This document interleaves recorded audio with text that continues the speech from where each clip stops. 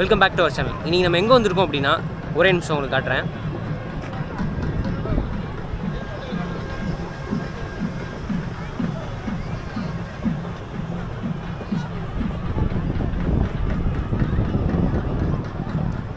கிட்டத்தட்ட லட்சக்கணக்கான மக்கள் மதுரையில் கூடி கொண்டாடுற ஒரு திருவிழா, அதாவது சித்திரை திருவிழா. அந்த திருவிழாவுக்கு தான் நம்ம இன்றைக்கி வந்திருக்கோம்.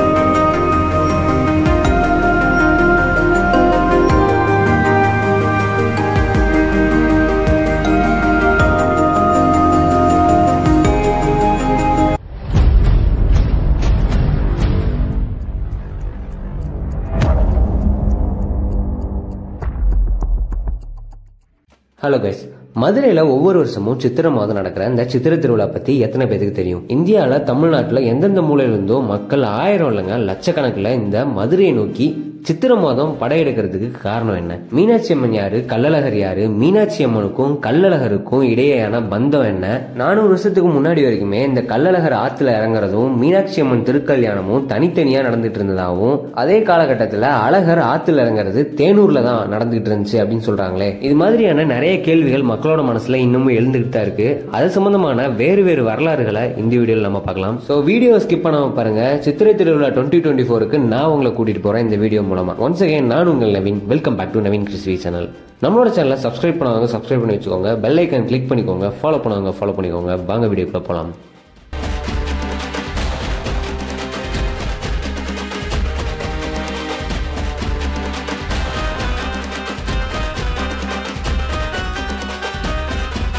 மதுரை மாநகராட்சியில சிறப்பு மிகுந்த கோயில்கள் தான் மதுரை மீனாட்சி அம்மன் கோவில், அழகர் கோவில், திருப்பரங்குன்றம் முருகன் கோவில். இந்த கோயில்கள் எல்லாத்தையும் கனெக்ட் பண்ணி தான் இந்த சித்திரை திருவிழாவோட வரலாறு இருக்க போகுது. பாண்டியர் குலத்துல பிறந்த பலம் வாய்ந்த முதல் பெண்ணரசி மங்கையர்க்கரசி. இவங்களோட கண்கள் மீன்கள் போன்று இருந்ததாலையும் ஆட்சி சிறப்பு மிகுந்து இருந்ததாலையும் இவங்கள மீனாட்சின்னு சொல்லி அழைச்சு வந்திருக்காங்க. இவங்க போர் யுக்தியில சிறந்திருந்ததால நிறைய போர்களை வென்று கைலாயம் வரை கூட படையெடுத்து சென்றதா சொல்லப்படுது புராண கதை. அங்கதான் சொக்கநாதரை கண்டு காதல் வயப்பட்டதாகவும் சொல்லப்படுது. மீனாட்சி அம்மனோட அழகுல மயங்கி அவங்கள திருமணம் செஞ்சுக்கிறதா சொக்கநாதர் வாக்கும் கொடுத்திருக்காரு. அதை பேஸ் பண்ணி தான் ரொம்ப வருஷ காலமா தை மாதம் மீனாட்சி அம்மன் திருக்கல்யாணம்னு மதுரை மக்கள் ரொம்ப வருஷ காலமா கொண்டாடி வந்திருக்காங்க.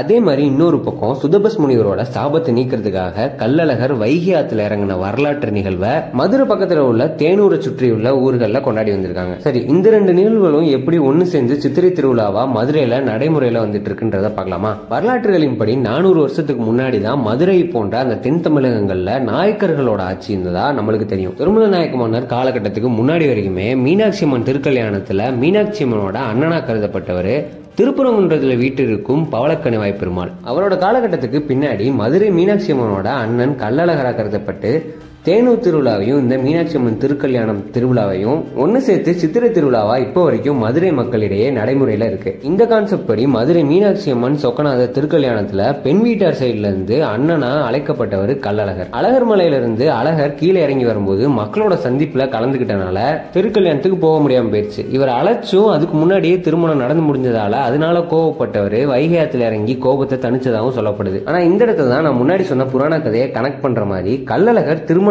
வராத போதிலும் திருப்பரங்குன்றத்தில் உள்ள பவளக்கணி வாய்ப்பெருமாள் மீனாட்சி அம்மனை சொக்கநாதருக்கு தாரவாத்து கொடுத்ததா திருக்கல்யாணம் நிகழ்வுல காட்சி அமைக்கப்பட்டிருக்கும். இந்த புராண கதைகள்ல எது உண்மைங்கிறது தெரியல. ஆனா திருமலை நாயக்கர் அந்த காலகட்டத்தில் இந்த ரெண்டு திருவிழாவையும் இணைக்கிறது மூலமா சைவர்களையும் வைணவர்களையும் ஒற்றுமைப்படுத்தியிருக்காருன்றது தெரிய வருது.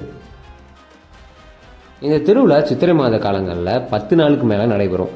அதுல ஒரு முக்கியமான 3 நாள் வந்து பாத்தீங்கன்னா மீனாட்சி அம்மன் திருக்கல்யாணம், திருத்தேரோட்டம், கடைசியா ஆத்துல அழகர் இறங்குறது. இந்த டைம்ல மதுரையில அதுவும் குறிப்பா சிம்மக்கல், கோரிப்பாளையம் இந்த ஏரியாக்கள்ல வந்து பாத்தீங்கன்னா மக்களோட நடமாட்டம் ரொம்ப அதிகமா காணப்படும். அதுவும் குறிப்பா இந்த 3 நாள் வந்து பாத்தீங்கன்னா நகர கூட முடியாது, அந்த அளவுக்கு ரொம்ப ரஷ்ஷா இருக்கும் ஃப்ரெண்ட்ஸ். இந்த சித்திரை திருவிழா 2024 வீடியோ கிளிப்ஸ் தான் நான் இதுல அட்டாச் பண்ணிருக்கேன். ஆத்துல அழகர் இறங்குற விசேஷமான நாள் திருவிழாவானது வந்து பாத்தீங்கன்னா வைகை நதி பாயிற நிறைய ஊர்கள்ல நடக்கும். நீங்க எந்த சேனல்லையும் பார்த்திருக்காத மாதிரி நம்மளோட சேனல்ல இந்த வீடியோல மதுரையில் நடந்த சித்திரை திருவிழாவையும், அதாவது அழகர் ஆத்துல இறங்குறதையும், சோழவந்தான்ல அழகர் ஆத்துல இறங்குனதையும் ஒரே வீடியோ, அதாவது இந்த வீடியோல கவர் பண்ணி போட்டிருக்கேன். சோ இந்த வீடியோ உங்களுக்கு ரொம்ப பிடிக்கும்னு நினைக்கிறேன். வீடியோ பிடிச்சிருந்துச்சுன்னா வீடியோ லைக் பண்ணிட்டு வீடியோ ஸ்கிப் பண்ணாம பாருங்க. அதே மாதிரி உங்க ஃப்ரெண்ட்ஸ்க்கும் ஷேர் பண்ணுங்க. நம்மளோட சேனலுக்கு ஃபர்ஸ்ட் டைம் இப்பதான் வரீங்க அப்படின்னா சப்ஸ்கிரைப் பண்ணி வச்சுக்கோங்க. அண்ட் இதே மாதிரி அடுத்து ஒரு சூப்பரான ஸ்பாட்ல சுவாரஸ்யமான இன்ஃபர்மேஷனோட நான் உங்களை பார்க்க வரேன். அது வரைக்கும் நான் உங்கள் நவீன்.